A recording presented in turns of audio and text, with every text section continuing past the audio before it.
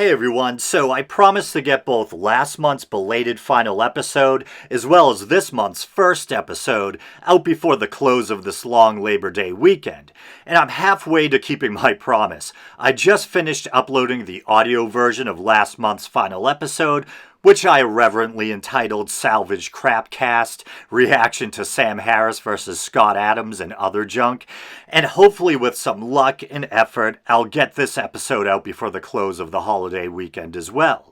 And speaking of that belated episode I just released, this is actually going to be a kind of extension or continuation of that, but hopefully much shorter and or streamlined. The last one was another epically long yet ultimately failed attempt at screen recording, riddled with clicks, pops, and audio level fluctuations.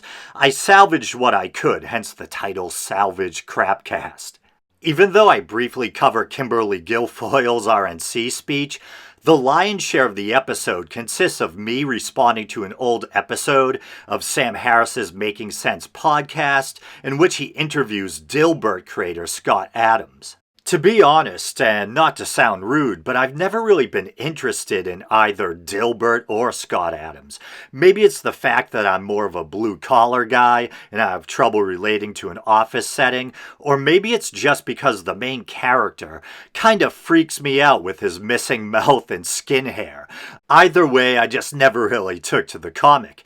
And I had absolutely no idea who Dilbert's creator even was until Adams, already a successful author and cartoonist, started to garner further attention by publicly touting Trump's supposedly unprecedented persuasion skills.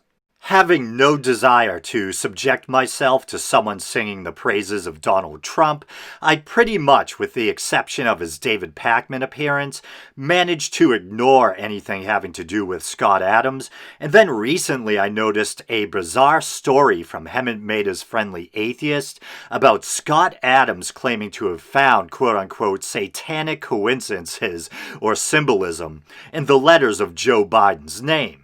And so yeah, he spends about 7 minutes going into minute detail about how the letters in both Biden's and Kamala Harris's names can be rearranged to reveal some kind of satanic meaning.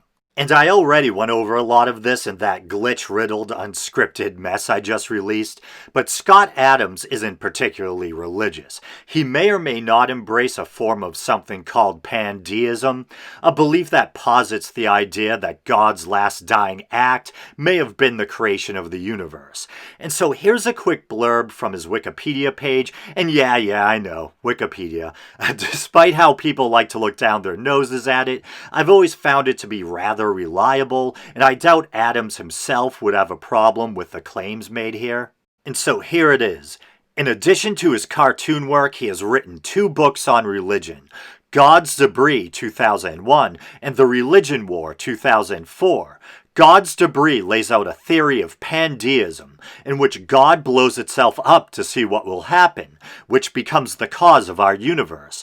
In God's Debris, Adams suggests that followers of theistic religions, such as Christianity and Islam, are inherently subconsciously aware that their religions are false, and that this awareness is reflected in their consistently acting like these religions and their threats of damnation for sinners are false. In a 2017 interview, Adams said these books would be, quote-unquote, his ultimate legacy. And so given that information, coupled with the fact that Adams himself bookends his bizarre quote-unquote satanic coincidences theory with a caveat or reminder that he himself is not religious, that he's not a believer, it kind of left me scratching my head. And whenever I'm trying to get to the truth about something, I like to start by separating out the different possibilities and then proceeding by applying the process of elimination. So usually if I heard someone spouting this kind of nonsense, my first thought would be they're some kind of religious fundamentalist who may or may not also be mentally ill. So according to Adams himself, he's not religious, so we can rule that part out. Mentally ill? Well, it would be pretty weird for someone who, like myself, believes organized religions are just made up belief systems to have religious delusions. The fact that he must have spent so much time staring at and manipulating the letters in people's names, that makes me half jokingly wonder if there might not be something pathological there. But we'll give him the benefit of the doubt. So what are the other possibilities? Well, given the little bit I do know of him, I thought maybe it was just dry humor, just fooling around for the lulz or his own entertainment. Another possibility, he likes attention and knew it would get people talking.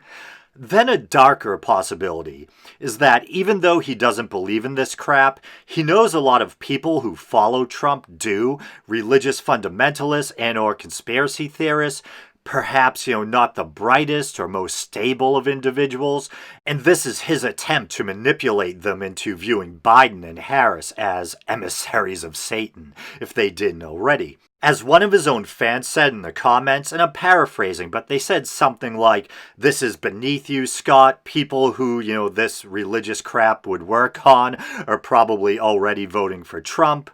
Once again, paraphrasing, and I'll probably read some more of the comments later on. And at this point, I'm not even sure it's still necessary to even play the video, but why not? Here's something that's caught my attention, and I can't release on it. As you know, I'm not a believer in any kind of religious anything, but I can't help noticing how many satanic coincidences there are with the Joe Biden campaign. And they just have to be mentioned. Now, again, I'm not a believer, but it's becoming a weird coincidence of how many things look satanic. For example, Joe Biden is in favor of what he said, bringing the light to the darkness.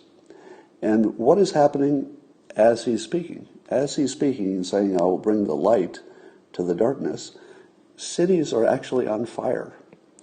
California is on fire. I'm in Arizona, and I'm watching the entire valley is full of smoke because some part of the Phoenix area is on fire. So if you were Satan, wouldn't you expect that Satan would speak in terms which are true but misleading? Meaning, he will bring you the light, but there's a catch. So already loopy as hell, reading so much into stuff that seems almost pathological or indicative of some kind of illness or disorder, yet at the same time he's got that clever little shit-eating smirk, and apologies for the clicks and pops. I think this time it's the clip and not my Mac. The original file may have been like that, or something may have went wrong when I downloaded it using an iPad app. It's fire, and it's burning your stuff. That's exactly what Satan would say if Satan existed. Now, I'm not saying that Joe Biden is possessed by Satan. I'm just saying it would look exactly like this. Now, are there any other clues? Well, how many people or entities do you know who prefer to live underground? I can think of Satan living in hell, and who would be another person who prefers to live underground? Could it be basement-dwelling Biden? I only know Trump two in the people who bunker? are famous for living underground. Batman? Can you think of even a third one? Hitler? I don't think so. The gopher from Caddyshack? So, but that could be a coincidence, right? I mean, there are coincidences. So if there was anything to this satanic thing, you would see lots of little hints, because don't they say that Satan, his biggest trick is telling you he doesn't exist? So he would be hiding in plain sight, but there would be lots of clues if you were not blinded by the satanic influences. For example, what is Joe Biden's slogan? Build back better. Build back better. BBB. If you were going to imagine 666 and you wanted to show it to people and disguise it at the same time. Oh, come on. Can you think of any letter that the numeral 6 would fit inside completely? Only capital B. Capital B is the only letter that you could put a 6 on the inside of it and it would be concealed. Wouldn't the curve of If the you put a 6 6 go out over the the number straight 1, you'd edge of say, the B hey, to the why do you write a left? 6 over the number 1? It would be obvious. But you could hide a 6 in a capital B. Could be a coincidence. How about the name Joe Biden? Even if this is Well, a there's no joke, 666 there, right? so much labor for So such a deranged Joe thing. that's 3 letters. Biden is 5. So there's no symbolism there. Except I was looking at it a little bit closer, and do you know if you took the capital letter J, just imagine the capital letter J in your mind. Now think of the next letter in Joe. It's an O. Now just move in your mind the O to the left until it's on top of the J. What the? It's a backward 6. So that's the J and the O, form a backward 6. Now suppose the next letter is the lowercase e. What does a lowercase e look like if you turn it upside down? Well, it looks like a 6. So you Distorted got the J 6 and the O together. If you combine them, with it a looks like flattened backward curve. 6. You've got the lowercase e that looks like an upside down 6, but that's just 2 6s. 6 6 wouldn't mean anything, right? But the next letter is capital B. Is this just For a Biden. big troll? And capital He doesn't B is believe where in you hide your 6. this So stuff, even so. JOEB is 666. But at the same time, it's But so then you say to yourself, ridiculous. I'm Scott, doubting Scott, whether you he's can even find a trying to pattern in anything. manipulate How do you explain Trump's the rest of the word Biden? religious Like, right, it's easy if you conspiratorially just- minded base. If you just cherry pick, you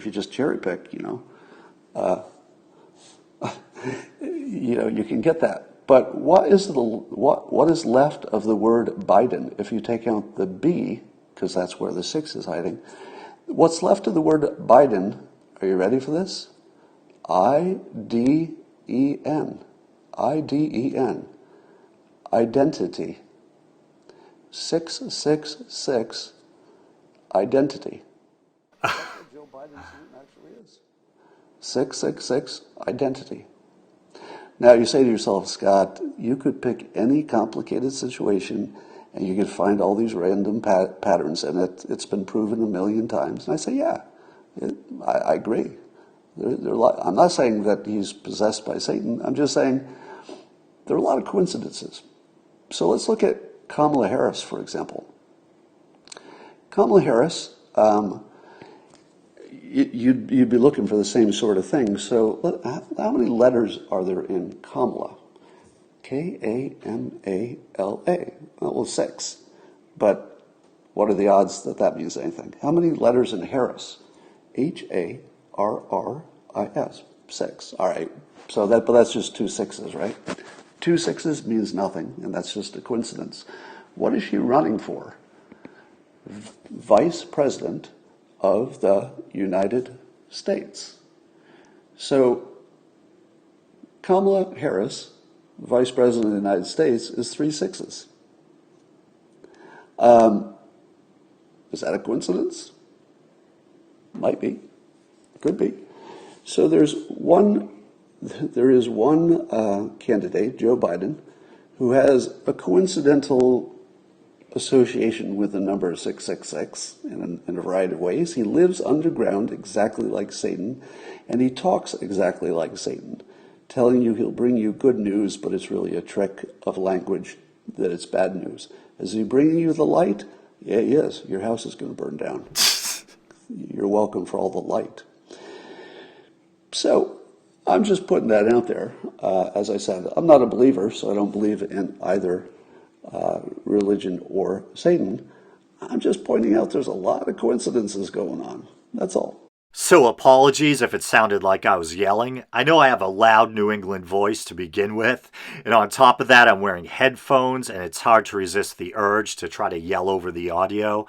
So the more I listen to that or watch it, the more it seems to me that he's just trying to take the piss, as they say. Even so, that would have to be a lot of time and thought for such a bad display of dry humor. Maybe he was still hoping that gullible or unhinged religious Trump voters would take the bait and run with it, but I don't know, the whole thing's weird. So, as I mentioned, I'll read some of the comments, and these are comments on Scott Adams's original video. You're better than this. I don't like Biden, but your satanic fear-mongering is ridiculous. It shows a lack of character. It's also a waste of time. Anyone who would be persuaded by such nonsense is already voting for Trump. How do you go to bed feeling good about yourself? Someone else writes, are you drunk or are you kidding? This was the worst piece of scare propaganda of all times. Trying to scare stupid believers to vote in your favor. And then someone else types, Trump, 6 letters, born on the month of June, 6th month. Year 1946. That's 666. Scott, your logic is not sound and it's very manipulative at best.